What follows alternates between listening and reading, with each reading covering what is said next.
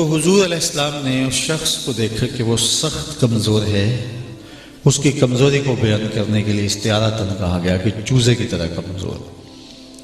تو حضور نے اسے پوچھا کہ تو نے اللہ سے کوئی دعا مانگی تھی؟ اس نے کہا جی میں نے اللہ سے ایک دعا مانگی تھی، شاید وہ قبول ہو گئی۔ کیا دعا مانگی تھی؟ اس نے عرض کی کہ میں نے اللہ سے دعا مانگی تھی کہ اے اللہ میری آخرت صحیح فرما دے اور آخرت کے حصے کے دکھ مجھے دنیا میں ہی دے دے، میری آخرت صاف ہونی چاہیے، تو آخرت کے حصے کے دکھ دنیا میں میرے اوپر ڈال دے۔ تو یہ میں نے دعا مانگی تھی، شاید قبول ہو گئی۔ بہت تکلیفیں، بیماریاں، آلام، مشکلات انہوں نے مجھے گھیرا ہوا ہے اور ان مصیبتوں نے مجھے توڑ کے رکھ دیا، اور میری وہ حالت جو آپ دیکھ رہے ہیں شاید اس دعا کی قبولیت کا نتیجہ ہے۔ بظاہر تو بہت اچھی بات ہے کہ اس نے آخرت کو قبول کر لیا اور دنیا کی زندگی کی مشکلیں اس نے اپنے اوپر جو ہے وہ مانگ لی، لیکن میرے اور آپ کے آقا مولا حضور ختم المرتبت اس کی اس بات پہ راضی نہیں ہوئے، بلکہ حضور نے اس کو ارشاد کیا کہ تو نے یہ کیوں کہا کہ آخرت کے حصے کے دکھ دنیا پہ آ جائیں؟ تو نے یہ کیوں نہیں کہا ربنا آتنا فی الدنیا حسنۃ وفی الآخرۃ حسنۃ؟ اے اللہ میری دنیا کی زندگی بھی بہتر کر دے اور آخرت کی زندگی بھی بہتر کر دے۔ تو مومن دونوں جہاں اچھے مانگتا ہے۔ یہ یہاں ذلیل ہونے کے لیے ہم نہیں آئے، یہاں بھی اللہ عزت دے، وقار دے، آسودہ زندگی دے، صحت بخشے، لیکن اصل زندگی ہماری آخرت کی زندگی۔ اگر آخرت کی زندگی کے لیے اس زندگی میں اذیتیں تکلیفیں سہنی بھی پڑتی ہیں تو سودا خسارے کا نہیں ہے، لیکن اگر آپ اس دنیا کی خوشحالی کے لیے آخرت کو داؤ پہ لگا دیتے ہیں تو یہ سخت خسارے کا سودا ہے کہ اس دنیا کی زندگی کو جو مختصر ہے اور آخرت کی زندگی کو جو نہ ختم ہونے والی ہے، دنیا کی زندگی اور آخرت کی زندگی کا اگر موازنہ کریں تو اس زندگی کے پلے رہتے ہی کچھ نہیں ہے۔ یہ کل زندگی جو ہے وہ 60 سال کی لگا لیجیے، آج کل 60 تو 8 گھنٹے روز ہم سوتے تو 20 سال تو یہ نکل گئے، تیسرا حصہ نکل گیا، تو 40 سال رہ گئے۔ کچھ بچپن کے کاٹ لیجئے، کچھ بڑھاپے کے دھکے، کچھ بیماریاں، روزانہ 1 گھنٹہ کم از کم واش روم میں جاتے ہیں، 2-2.5 سال تو یہ بھی نکل گئے، تو 17-18 سال، 20 سال، 25 سال، چلو 60 سال ہی لگا لیں، یہ کل زندگی ہے۔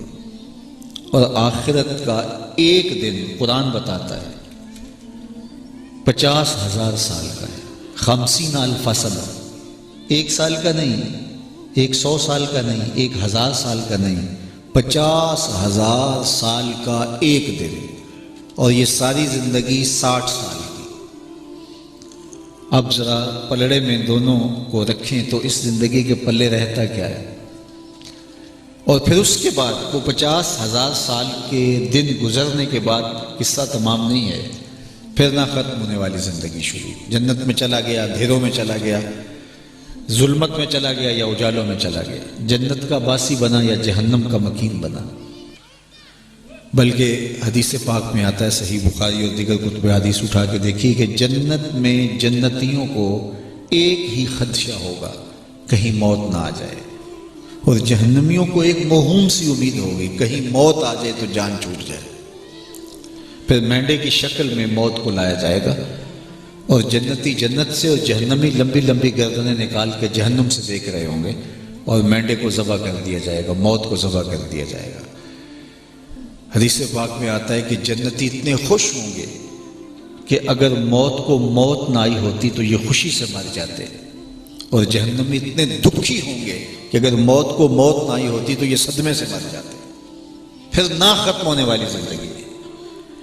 تو ان 50-60 سالوں کے لیے ان میں سے بھی کچھ سو کے گزارے، کچھ واش روم میں گزارے، کچھ لڑکپن بچپن اور کی مدہوشیاں، اور کچھ بڑھاپے کے دھکے، کچھ بیماریوں کی نظر، کچھ ٹینشنوں کی نظر، تو اگر 20 سال 25 سال اگر ملے ہی ہیں تو ان کو احتیاط سے گزار لیں۔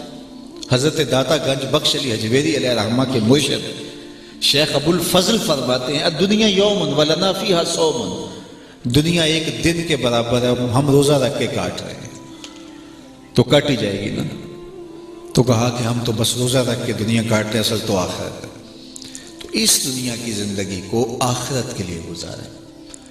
میں کسی ملک میں گیا تو وہ مجھے نوجوان ملے کچھ، تو کہنے لگے کہ آپ ہمارے ساتھ آئیے۔ ان کے اصرار پہ میں ان کی رہائش گاہ پہ چلا گیا تو وہ چھوٹی سی جگہ تھی اور 20 سے 25 لڑکے اس رہائش میں رہ رہے تھے۔ تو میں نے کہا کہ آپ اتنی مشقت پر مشتمل زندگی کیوں بسر کر رہے ہیں؟ یہاں بڑے بڑے گھر کرائے پہ لیں اور آپ یہاں آسودہ زندگی گزاریں۔ تو کہنے لگے کہ آپ ہمارے علاقے میں منڈی بہاؤالدین کے گاؤں میں جا کے دیکھیں تو 4 کنال کا بنگلہ ہمارا بن رہا ہے وہاں۔ تو میں نے کہا وہاں 4 کنال کا بنگلہ بنا رہے ہو تو یہاں کیوں ایک 5 مرلے کے گھر کے اندر 20 آدمی رہ رہے ہیں؟ تو کہتے ہیں کہ سر ہم تو یہاں کمائی کرنے کے لیے آئے ہیں، ہم ساری انویسٹمنٹ وہاں کر رہے ہیں جہاں جا کے ہم نے رہنا ہے۔ تو میں نے کہا یہی تو میں سمجھانے آیا ہوں، جہاں جتنا رہنا ہو وہاں اتنی انویسٹمنٹ کی جاتی ہے۔ آپ کہیں جاتے ہیں تو 1 رات رہنا تو کمرہ کرائے پہ لے لیتے ہیں، اور 2-4 ماہ گزارنے ہو تو گھر کرائے پہ لے لیتے ہیں۔ یہ دنیا آخرت کی کھیتی ہے، اس کو اس طرح سے گزاریں کہ ہم یہ ہمارا مستقل ٹھکانہ نہیں ہے۔ اصل زندگی آخرت کی زندگی ہے۔ خندق کھودتے صحابہ کو جب حضور نے دیکھا ان پہ پیار آیا تو یہی کہا اللہم ان العیش عیش الآخرہ فاغفر للانصار والمہاجرہ، اے اللہ زندگی تو آخرت کی زندگی ہے، میرے انصار کو بھی بخش دے، میرے مہاجروں کو بھی بخش دے۔ تو وہ خوش نصیب ہے جس نے اپنی آخرت کو سنوارا۔ لیکن یہ دنیا میں نے کہا میٹھا خواب ہے، خواب کے اندر تو پتہ ہی نہیں لگتا کہ یہ خواب ہے، آنکھ کھلتی ہے تو پتہ چلتا ہے کہ خواب ہے۔ تو یہ ایک خواب ہے اور ہم کہتے ہیں بس ٹھیک ہے، ہمارا دل بھی مان رہا ہوتا ہے کہ یہ فلاں جو کہہ رہا ہے یہ درست کہہ رہا ہے، یار میں غلط ہوں۔ لیکن اتنی مٹھاس ہے اس دنیا کے اندر کہ ہم کرتے وہی ہیں جو ہمارا نفس ہمیں کہہ رہا ہوتا ہے۔ اللہ قرآن مجید میں فرماتا ہے بل تؤثرون الحیات الدنیا والآخرۃ خیر وابقی، آخرت بہتر بھی ہے اور دائمی بھی ہے، لیکن تمہارا رویہ یہی رہے گا کہ تم دنیا کی جیتی زندگی کے پیچھے بھاگو گے۔ یہ عمومی رویے کو قرآن نے بیان کیا، بل تؤثرون الحیات الدنیا، تم دنیا کی زندگی کو ہی ترجیح دو گے، والآخرۃ خیر وابقی، اس حقیقت واقعہ کو ماننے کے باوجود کہ آخرت بہتر بھی ہے اور دائمی بھی ہے۔ ان ھذا لفی الصحف الاولی صحف ابراہیم و موسیٰ، یہ صرف قرآن میں نہیں ہے، پچھلی کتابیں نازل ہوئی ان صحیفوں کے اندر بھی ہم نے یہ لکھا تھا کہ اصل زندگی آخرت کی زندگی، لیکن اس دنیا کی مختصر زندگی کو انسان اپنا مقصود سمجھ بیٹھا، یہی انسان کی غلطی ہوتی ہے۔ دنیا میں رہو کن فی الدنیا کا انکا غریب، میرے حضور نے فرمایا ایسے رہو جس طرح اجنبی رہتا ہے۔ فرمایا میری اور دنیا کی مثال ایسے ہے جیسے کوئی شخص گزرتا ہوا سایہ دار درخت کے نیچے دوپہر کاٹنے کے لیے کچھ وقت سستانے کے لیے رک گیا، کہا کہ میری اور دنیا کی مثال ایسی ہے۔ ہم یہاں دنیا کو مقصود کبھی نہ سمجھے، مدعا کبھی نہ سمجھے، مقصود ہمارا آخرت ہے، اور جس کو یہ راز سمجھ آ گیا تو اس کے لیے دنیا میٹھا خواب نہیں ہے، ایک آزمائش گاہ ہے، پھر موت اس کے لیے بھیانک نہیں ہے، تحفۃ المومن ہے۔